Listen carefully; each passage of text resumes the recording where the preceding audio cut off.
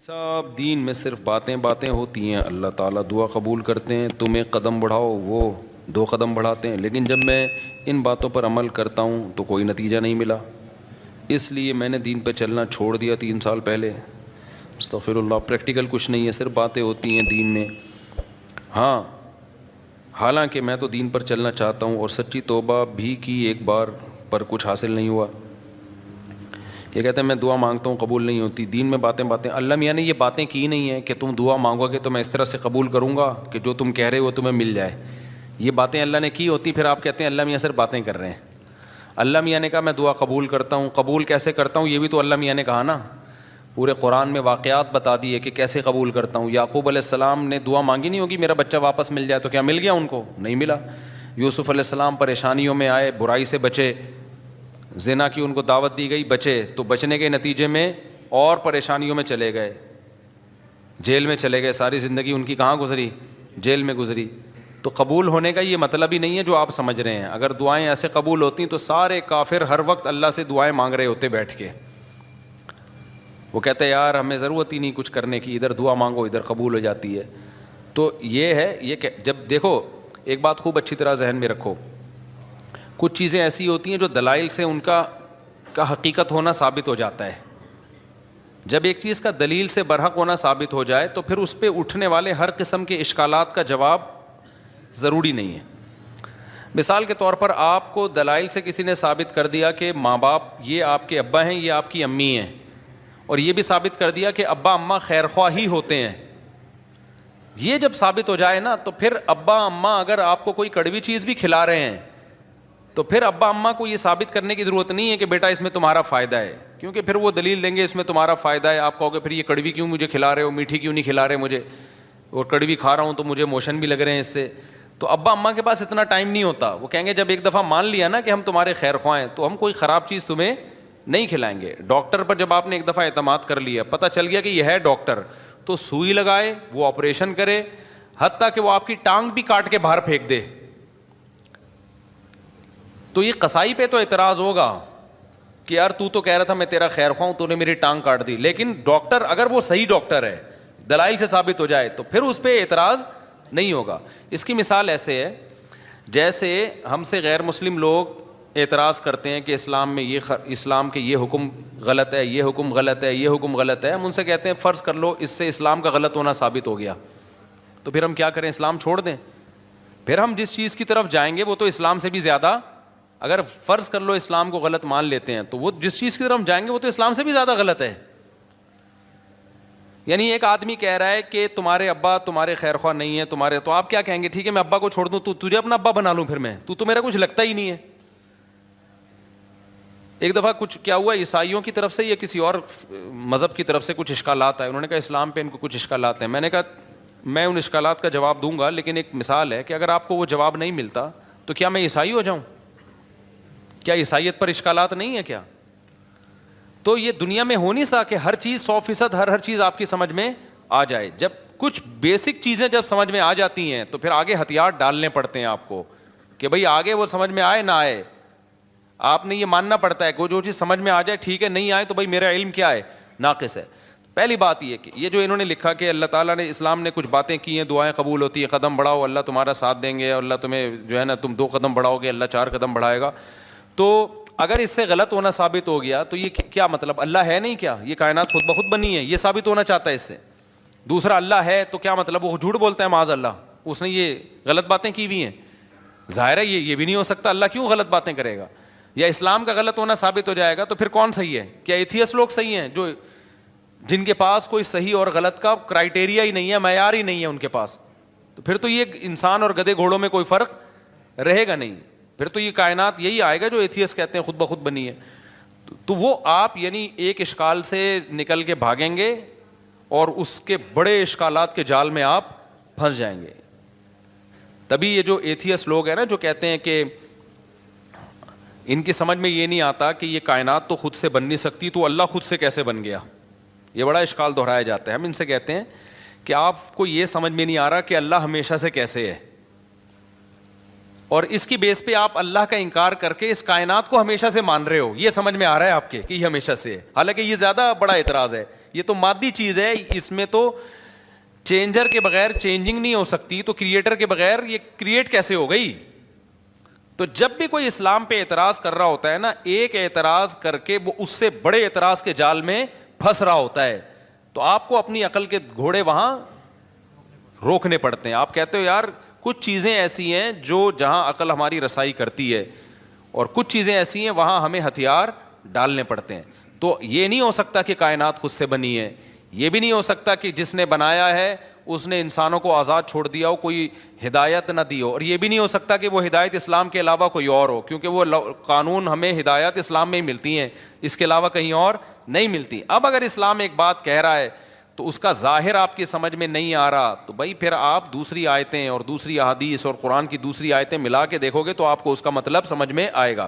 اللہ نے یہ باتیں کی ہی نہیں ہے, جو کہہ رہے ہیں نا اسلام تو باتیں کرتا ہے, عملی طور پر تو کچھ نظر نہیں آتا. یہ بہت سے لوگوں کو اشکال ہوتے ہیں, کتنی زیادہ تر عاشقوں کے ساتھ ایسا ہوتا ہے. ایک عاشقہ تھی, ڈاکٹر پہ عاشق ہو گئی تھی, یہ 10 سال پرانی بات ہے, اب سمجھ میں نہیں آئے گا کس کی بات ہو رہی ہے. اس نے مجھے بتایا, میں اللہ سے دعائیں مانگ مانگ کے تھک گئی. وہ ہاؤس جاب میں اس کے ساتھ جاب کرتا تھا نا, وہ لڑکا بھی ڈاکٹر بنا تھا, یہ بھی ڈاکٹر بننی تھی. مجھے اس سے عشق ہو گیا, میں دعائیں مانگ مانگ کے تھک گئی, اللہ دے ہی نہیں رہا. تو کہاں ہیں وہ دعائیں, کہاں ہیں وہ سب چیزیں جو اللہ نے وعدے کی ہیں؟ تو کچھ بھی نہیں ہے, ایسی باتیں ہیں. کچھ لوگ کیا کرتے ہیں, ہمارے محلے میں ایک صاحب بیمار ہو گئے, تو ان کو کسی نے بتایا کہ یہ وظیفہ پڑھو, قرآن کی یہ آیتیں پڑھو, ٹھیک ہو جائیں گے تمہارے ابا. وہ سارا دن پڑھتے تھے, آیت کریمہ بھی پڑھی, وہ پھر ابا کا پھر بھی انتقال ہو گیا. اور انتقال بھی ایسے ہوا کہ ڈاکٹروں نے کہا تھا کہ احتیاطاً آپریشن کروا لیں آپ, ویسے وہ ٹھیک ٹھاک تھے, احتیاطاً آپریشن کے چکر میں گئے اور نکلے ہی نہیں آپریشن تھیٹر سے ہی, ان کی ڈیڈ باڈی ہے. اچھے بھلے ہنستے کھیلتے گئے تھے, وہ آپریشن ہی ناکام ہو گیا. تو انہوں نے کہا ہم نے تو اتنے وظیفے پڑھے. تو بھائی اللہ میاں نے اگر یہ کہا ہوتا نا کہ میں دعا اس طرح سے قبول کروں گا کہ جس کو ٹھیک ہونے کی دعا مانگو گے ٹھیک ہو جاؤ گا, تو پھر لوگ مرتے کیا؟ پھر تو انسان کی عمریں سب کی 90 سال لازمی عمر ہوتی, کیونکہ کون بوڑھا نہیں ہے جس کے لیے, کون بیمار نہیں ہے جس کے لیے پیچھے دعائیں نہیں مانگی جاتی. دعا کا مطلب ہمیں یہ بتایا گیا ہے کہ تم نے اپنا کیس فائل کر دیا اللہ کے دفتر میں, اپنی ذمہ داری تمہاری ہو گئی ہے پوری. بڑا آفیسر بیٹھا ہوتا ہے نا, تو آپ جاتے ہیں اس سے کوئی ریکویسٹ کرتے ہیں, کہتے ہیں بھائی یہ پروسیس ہے, اس کو فالو کرو, اور اپنی فائل یہاں ویزے کے لیے آپ نے اپلائی کر دیا نا, ٹھیک ہے, آپ کی ذمہ داری کیا ہو گئی, پوری ہوگی. آپ کو انٹرویو کے لیے بلایا جائے گا, ہم نے ویزا دینا ہوگا دیں گے, نہیں دینا ہوگا نہیں دیں گے. تو ہم نے اپنی ذمہ داری پوری کر لی ہے. باقی اللہ کا کام ہے, وہ اس طرح سے دعا قبول کرتا ہے یا اس طرح سے دعا قبول نہیں کرتا. لیکن اس نے کہا میں قبول کرتا ہوں, کیا مطلب؟ پھر اس نے قبول کرنے کا مطلب ہمیں بتایا ہے. بعض دفعہ میں وہی چیز تمہیں پکڑا دوں گا جو تم چاہ رہے ہو, بعض دفعہ اس کا کوئی آلٹرنیٹ میں تمہیں دے دوں گا, بعض دفعہ کوئی مصیبت آنے والی ہوگی, وہ مصیبت میں تم سے ٹال دوں گا. کچھ بھی نہیں, آخری درجہ حدیث میں آتا ہے, اس کے بدلے میں اجر دے دوں گا جو آخرت میں ملے گا تمہیں. اب جس کو آخرت پر ایمان ہوگا وہ مان لے گا, جس کو نہیں ہوگا تو اللہ کہتے ہیں جاؤ نہ مانو. پھر تو بدماشی تھوڑی ہے اللہ کے سامنے کسی کی. کوئی کہتا ہے یار آخرت میں کیوں, مجھے دنیا میں چاہیے, اللہ کہتے ہیں تم آخرت کو نہیں مانتے تو جاؤ تم. تو یہ اللہ میں باتیں یہ والی کی ہیں جو میں آپ کو بتا رہا ہوں. ان باتوں میں اللہ پورا نہ اتر رہا ہو تو پھر آپ بات کرو. اور یہ بھی آپ کی بات ہے کہ آپ کو پوری ہوتے ہوئے نظر نہیں آ رہی. ہم نے اپنی زندگی میں اپنی دعاؤں کو پورا ہوتا ہوا, میرے کتنے مسائل حل ہوئے ہیں الحمدللہ. آج تک جتنے مسائل میں نے اپنے آپ کو ڈالا ہوا ہے, آپ سوچ سکتے ہو جتنی ذمہ داریوں میں ڈالا ہوا ہے نا ہم نے اپنے آپ کو. ہمارے تو سارے مسائل بھائی دعاؤں سے ہی حل ہو رہے ہیں. سارے مسئلے اللہ کا شکر ہے ہمارے دعاؤں سے حل ہو رہے ہیں. بلکہ مجھے تو ڈر لگتا ہے کہ اللہ ہم سے کہے گا تمہارا عمل تو کچھ بھی نہیں ہے, سارے مسئلے ہم نے تمہارے کیا کر دیے, حل کر دیے. تو یا تو بھائی آپ نے کچھ ایسے مسئلے بنائے ہوئے ہیں جو مسئلے ہیں نہیں, وہ آپ کے اپنے بنائے ہوئے مسئلے ہیں, یا پھر آپ نے اللہ پر کو یہ جو ہم کہتے ہیں نا یہ کروں تو یہ پورا ہو جائے, اس کا مطلب اللہ آپ ہیں اور اللہ کیا ہے, آپ کا بندہ ہے. پھر وہ اگر آپ یہ چاہتے ہو نا میں یوں کہوں اور اللہ یوں کر دے, تو پھر تو اللہ آپ بن گئے نا بھائی. جس کا آرڈر چلتا ہے, جس کی بات 100% مانی جاتی ہے, باس تو وہ ہوتا ہے. کیا خیال ہے؟ تو پیغمبروں کی سیرت, قرآن نے جو اتنی لمبی لمبی سیرت بیان کی, موسیٰ علیہ السلام کے بارے میں بتایا کہ بنی اسرائیل کو وعدے کرتے رہے کہ اللہ تمہیں غلبہ دے گا, اللہ تمہیں. بنی اسرائیل نے ایک دن تنگ آ کے کیا کہا ہے, اوذینا من قبل ان تأتینا ومن بعد ما جئتنا, اے موسیٰ تیرے آنے کا کوئی فائدہ نہیں ہوا. آنے سے پہلے بھی ٹینشن تھی, آنے کے بعد بھی ٹینشن. موسیٰ علیہ السلام نے کیا کہا, عسیٰ ربکم ان یرحمکم, امید ہے اللہ رحم کرے گا, امید ہے اللہ کیا کرے گا, رحم کرے گا. اور بالکل اینڈ میں لے جا کے نا جب بنی اسرائیل نے کہا اب تو مر ہی گئے, بالکل دریا کے کنارے کھڑے ہوئے کہہ رہے ہیں اب تو بس مارے گئے, موسیٰ علیہ السلام اس وقت بھی کیا کہہ رہے ہیں, بھائی اللہ میرے ساتھ ہے. اس وقت یہ بھی نہیں کہا مدد کرے گا, ساتھ ہے, جو ہو رہا ہے ہمارے حق میں بہتر, بھلے شہادت دے دے یہاں پہ, ٹھیک ہے نا, بھلے شہادت دے دے, لیکن میرے ساتھ اللہ ہے, میں اس کو ناکامی نہیں سمجھتا, جو بھی میرے ساتھ ہو رہا ہے میں اس کو ناکامی نہیں سمجھتا. تو صحابہ کرام تو جنگوں میں شہید ہوئے ہیں, اور شہادت سے پہلے کیا کہہ رہے ہیں, فزت ورب الکعبہ, رب کعبہ کی قسم ہم کیا ہو گئے, کامیاب. حالانکہ وہ تو 100% ناکامی ہے. جو آدمی موت کے منہ میں جا رہا ہے اس کے تو سارے پروگرام ہی ضائع ہو گئے نا, اس کے تو سارے ویژن کی ایسی کی تیسی ہو گئی. لیکن وہ مرتے ہوئے کیا کہہ رہے ہیں کہ ہم کامیاب ہو گئے. وجہ کیا ہے کہ بھائی جو اللہ اب ہمارے ساتھ کر رہا ہے ہمیں یقین ہے کہ وہ ہمارے حق میں بہتر ہی ہو رہا ہے, ہمارے حق میں برا نہیں ہو رہا. تو آپ کو اپنے آپ کو اللہ کا بندہ بنا کے زندگی گزارنی ہے. جس طرح سے ابھی آپ چاہتے پوری کرنا چاہ رہے ہیں نا, اس کے لیے اللہ نے جنت رکھی ہے, وہاں بٹن دباتے ہی سب کچھ ہو جائے گا, صحیح ہے نا. وہاں دعا کا ظاہر قبول ہوگا. وَلَكُمْ فِيهَا مَا تَشْتَهِي أَنفُسُكُمْ, اللہ نے جو باتیں کی ہیں نا, کہہ رہے ہیں اللہ جو باتیں کرتے ہیں وہ ہوتی تو نظر نہیں آ رہی, اللہ نے جنت کے بارے میں یہ باتیں کی ہیں. وَلَكُمْ فِيهَا مَا تَشْتَهِي أَنفُسُكُمْ, جو چاہو گے وہ تمہیں ملے گا. دنیا کے بارے میں اللہ نے یہ کہا نہیں ہے, جو اللہ نے باتیں کی ہیں دنیا کے بارے میں وہ سورہ بنی اسرائیل میں ہے. اللہ تعالیٰ فرماتے ہیں کہ من کان یرید العاجلۃ عجلنا لہ فیہا ما نشاء لمن نرید.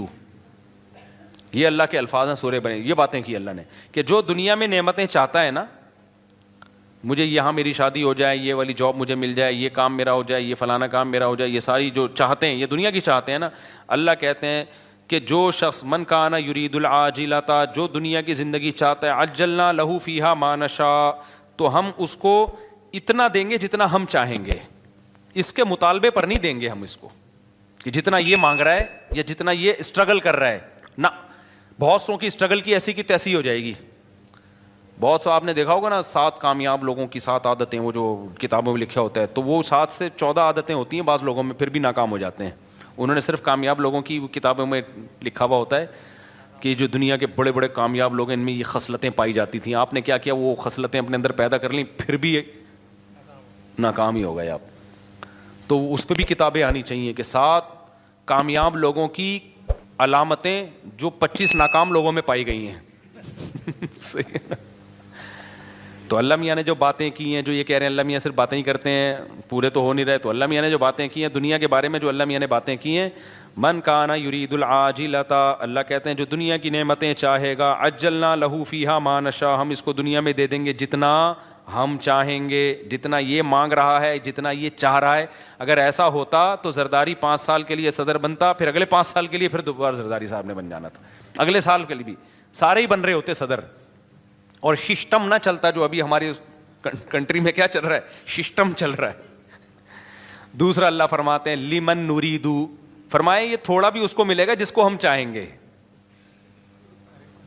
جتنا ہم چاہیں گے, جس کو ہم چاہیں گے. یہ ہے یہاں پہ دنیا کی بات. آخرت کی اللہ فرماتے ہیں ومن اراد الآخرۃ وسعى لها سعيها وهو مؤمن فاولئک کان سعیهم مشکورا, جو آخرت چاہے گا اور اس کی قواعد پورے کرے گا, ان کو ان کی محنت سے یقینی بھی ملے گا اور زیادہ بھی ملے گا. اب ان کا اگلا سوال دین کے بارے میں کہ میں تو توبہ کرتا ہوں تو توبہ پہ بھی قائم نہیں رہتا, تو اللہ تو وہاں بھی مدد. بھائی یہ کہہ رہے ہیں میں گناہ سے توبہ کرتا ہوں پھر توبہ ٹوٹ جاتی ہے, تو اللہ تو مدد کرے نا, میں جب توبہ کروں تو قائم رکھنے کی توفیق دے مجھے. پھر یہ بہت سے لوگوں کے ساتھ ہوتا ہے یہ. بھائی آپ جو توبہ کر رہے ہو نا, توبہ ٹوٹ رہی ہے تو اللہ نہیں توبہ توڑ رہا, آپ نے خود گناہ کر کر کے اپنے آپ کو گناہ کا عادی بنا دیا ہے, لت پڑ گئی ہے آپ کو. اور جو بار بار گناہ سے توبہ ٹوٹتی ہے نا, یہ انہی کی ٹوٹتی ہے جو پہلی دفعہ جو گناہ کرتے ہیں وہ توبہ پہ قائم بھی رہتے ہیں. 25-26 دفعہ طبیعت سے گناہ کرنے کے بعد پھر توبہ کرتے ہیں, پھر کہتے ہیں توبہ ہماری کیا ہو جاتی ہے. جب آپ نے سٹے کا عادی بنا دیا اپنے آپ کو, تو پھر تو آپ کا دل للچائے گا نا.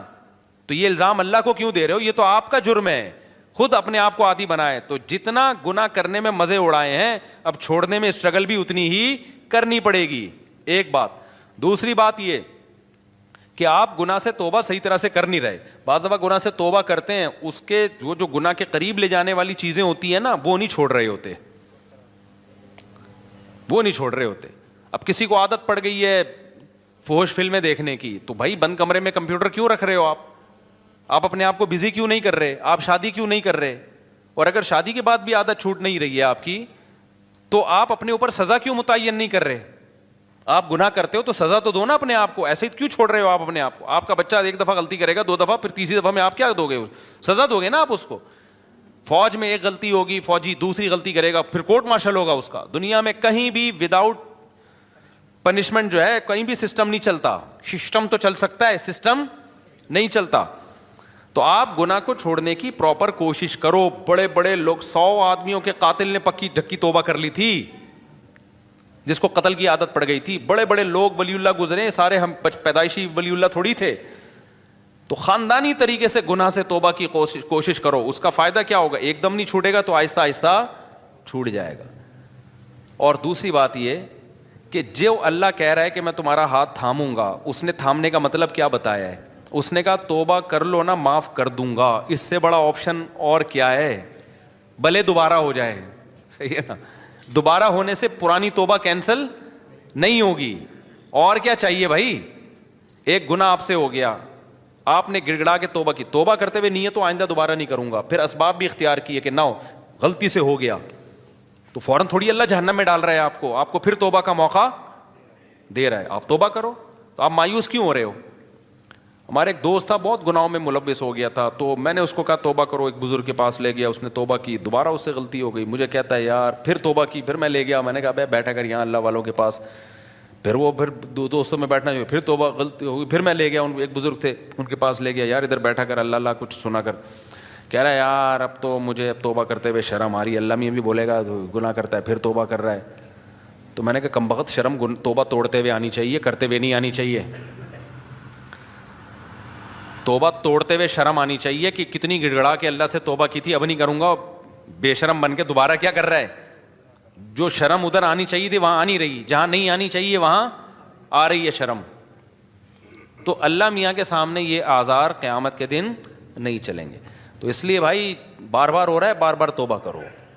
اللہ میاں نے آپشن رکھا ہوا ہے, تبھی یقینی جہنمی کسی گنہگار کو نہیں کہا جا سکتا. عین ممکن ہے آپ کی اس اسٹرگل کی بیس پہ اللہ کہے چل بھائی کوشش میں لگا ہوا تھا, تو بھائی آپ اسٹرگل میں لگے رہو, مایوسی کی باتیں مت کرو. ہم اللہ کے بندے ہیں, غلام ہیں, ہم اس زمین کے باپ نہیں ہیں. مغفرت کے دروازے کس کے ہاتھ میں ہیں؟ تو جھکے رہو گے اللہ کے سامنے, لگے رہو گے. ہو سکتا ہے اللہ ویسی کسی فرشتے کو بولے اس کو ٹھڈا مار کے جنت میں بھیج کے, تو جنت میں جانے والا بنتا نہیں تھا بنتا نہیں تھا, چل جا یار کیا کرے, کوشش میں لگا ہوا تھا, چل جا جنت. بعض دفعہ ایسے ہوتا ہے نا کہ کوئی چپک جاتا ہے آپ سے, کوئی بھکاری, آپ کو پتہ ہے یہ مستحق نہیں ہے, لیکن جان چھڑانے کے لیے آپ کہتے ہیں لات مار کے اس کو 50 روپے دفع ہو یہاں سے, یہ پکڑ پیسے جا. تو ہو سکتا ہے اللہ کی رحمت جوش میں آئے, اللہ کہ توبہ کرتا تو رہتا تھا نا, گناہ پہ ڈٹ تو نہیں گیا تھا نا, اس کو ندامت تو تھی, روتا تو تھا. تو اللہ میاں ہو سکتا ہے کوئی فرشتے سے کہیں اس کو بنتا نہیں ہے اس کا جنت میں جانا, لیکن اس بے غیرت کو بولو دفع ہو جنت میں, شاید اللہ کر دے. لیکن اگر یہ اسٹائل ہے نا, جو یہ والا اسٹائل ہے کہ اللہ میاں باتیں کرتے ہیں پوری کرتے نہیں ہیں, میں تو توبہ کی کوشش کر رہا ہوں, ہوتا کچھ بھی نہیں ہے, پھر تو مایوسی ہے. اللہ کے سامنے جو اکڑ گیا تو اللہ کا شیطان اکڑا ہے یار, اتنا پرانا تعلقات اس کے اللہ سے, وہ اکڑا ہی تو تھا, تو اللہ کا کیا بگاڑ لیا اس نے. تو اللہ کے سامنے اللہ کے سامنے گنہگار جو تواضع کرنے والا ہو اس کی ویلیو زیادہ ہے, پرہیزگار جو اکڑ دکھانے والا ہو اس کی اللہ کے ہاں ویلیو بولو نہیں ہے. تو کبریائی صرف اللہ کے لیے, تو اللہ کا کچھ نہیں بگاڑو گے ایسے اشکالات کر کے. ایک دفعہ حکیم الامہ مولانا تھانوی رحمۃ اللہ کے پاس ایک پروفیسر آیا, کہتے ہیں مجھے اسلام پہ کچھ اشکالات ہیں. انہوں نے جواب دیے, اس کے اشکال دور ہو گئے. پھر آیا یار مجھے کچھ مزید اشکالات بھی ہیں, انہوں نے وہ بھی جواب دے دیے. پھر آیا, اس کو پھر پتہ چل گیا کہ اس کو اشکالات کی بیماری ہے, اس کو اشکالات نہیں ہے, اس کو ویسی کوئی مسئلہ ہے. تو پھر اس نے آیا کہنے لگا اصل میں یہ ایکچولی اشکال ہے. مولانا تھانوی رحمہ اللہ نے پھر اس کو سمجھایا. پھر 4-5 دفعہ آئے, انہوں نے بولا تیرے جیسے لوگوں کی اسلام کو بالکل ضرورت تھی, تو مرتد ہو جا, دفع ہو جائے یہاں سے. وہ ٹھیک ہو گیا. اس نے کہا میرے سارے اشکالات دور ہو گئے, کیونکہ اس کے دماغ میں یہ بیٹھ گئی تھی, یہ بات تکبر آ گیا تھا کہ گویا اسلام کو میری ضرورت ہے, اور گویا جو ہے نا یہ علماء بیٹھ کے مجھے ہی سمجھاتے رہیں بیٹھ کے, اور ایکچولی یہ اور یہ اشکال یہ جب اس کو اس کی اوقات دکھا دی نا کہ جہاں اتنے لوگ جہنم میں جائیں گے 2-4 اور چلے جائیں تو اس سے ہماری صحت پہ کوئی فرق نہیں پڑے گا. جہاں اللہ اتنے لوگوں کو اٹھا کے جہنم کی آگ میں پھینکے گا کہ تو بھی چلا جائے گا, تو کوئی تیرے اشکالات کی حل ہونے کی ضرورت نہیں ہے. مرتد ہو جا, اس کے سمجھ میں آ گیا کہ بھائی اسلام میری ضرورت ہے, اسلام کو میری ضرورت نہیں ہے, مجھے اسلام کی ضرورت ہے. تو بعض دفعہ یہ بھی ہوتا ہے کہ انسان اپنے بارے میں نا بہت زیادہ خوش فہمیوں کا شکار ہو جاتا ہے. بھائی اللہ کے سامنے گڑ گڑائے, جھکے رہے اللہ کے سامنے, تو پروگرام کامیاب ہونے کی چانسز ہیں. بھلے گناہوں سے توبہ کرنے میں ہی زندگی گزر جائے, لیکن اگر اکڑ دکھانا شروع کر دی نا کہ یہ تو ہوتا ہی نہیں ہے, مایوسی کی باتیں, یہ تو سب ایسا ہی ہے, تو پھر اللہ کہتے جاؤ, شیطان کو نہیں چھوڑا جو اتنا اللہ کا عبادت گزار تھا, تم کس کھیت کی مولی ہو. شادی میں جو شیروانی کے ساتھ پگڑی ہوتی ہے کیا وہ غیر مسلم کا مشابہت نہیں ہوگی؟ بھائی غیر مسلم کے ساتھ مشابہت, پگڑی تو مسلمانوں کا شعار ہے. ماں کے کہنے شادی میں ہی تو پگڑی کتنے اب دولہا پہ جچ رہی ہوتی ہے, دولہا لگ رہا ہوتا ہے, وہ سول ڈریس میں لوگ آ جاتے ہیں میرے پاس نکاح پڑھوانے کے لیے, پتہ ہی نہیں چل رہا ہوتا ہے اس میں دولہا کون ہے اور اس کے دوست احباب کون ہیں. دوست نے زیادہ اچھے کپڑے پہنے ہوئے ہوتے ہیں. ایک دفعہ تو ہوا, دولہا ایسے ہی عام کرتے شلوار میں تھا اور دوست تھا وہ شیروانی میں, میں اس سے قبولوانے لگا تھا. یہ ہوا ہے میرے ساتھ. ماں باپ کے کہنے میں سارا خرچ کر سکتے ہیں, سارا مال خرچ کر سکتے ہیں. نہیں بھائی, سارا مال خرچ کرو گے کل پھر بھیک مانگو گے. ماں باپ کی ضرورت پوری کرنا واجب ہے, باقی اضافی کرو گے تو ثواب ملے گا. کیا جمعے کی نماز مسجد کے باہر بھی جمعے کی نماز ہو سکتی ہے لیکن مسجد میں پڑھنی چاہیے کیا؟ بھائی اس عمل سے وضو نہیں ٹوٹتا. اچھا بھائی میرے بھائی, کیا ٹک ٹاک اور یوٹیوب میں چلائیں گے پیکج ہوتے ہیں کہ پیسے حلال حرام؟ بھائی یوٹیوب پہ یا ٹک ٹاک پہ جو پیسے ملتے ہیں ایڈورٹائزمنٹ کے ملتے ہیں. تو اگر حرام چیز کا ایڈورٹائز ہے, شراب کا, سود کا, بینک کا, سودی بینک کو پروموٹ کیا جا رہا ہے, کسی فلم کا ایڈ چلایا جائے, تو پھر اس ایڈ کی آمدن کیا ہے؟ حرام ہے. اور اگر حلال چیز کی کا ایڈورٹائز ہے تو اصل آمدن حلال ہے, لیکن چونکہ اس میں کچھ غلط چیزیں بھی شامل ہو جاتی ہیں اس لیے کہا جاتا ہے کہ اصل آمدن حلال ہے, اس میں جو حرام شامل ہو رہا ہے تو آپ ایک اندازے سے کچھ رقم, کچھ کہتے ہیں 5%, کچھ کہتے ہیں 10%, کچھ کہتے ہیں 2.5% بھی ہے, تو اس کا ایک کوئی یقینی معیار نہیں ہے, تو احتیاطاً 5% صدقہ کر دو اس میں سے. اچھا میرے بھائی, جمعے کے خطبے سے پہلے جو رکعت پڑھتے ہیں نیت ہوتی ہے, سنت کی نیت ہوگی میرے بھائی.